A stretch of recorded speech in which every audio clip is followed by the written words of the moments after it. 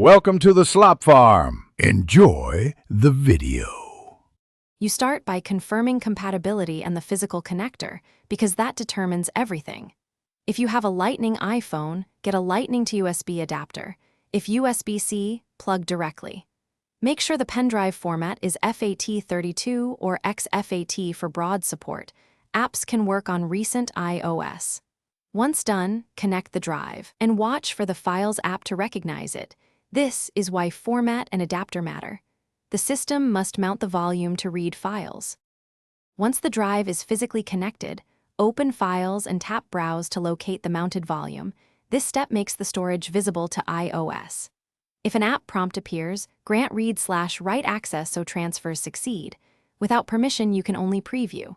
To transfer, select items, use copy or move, or choose Share Save to Files. This preserves metadata.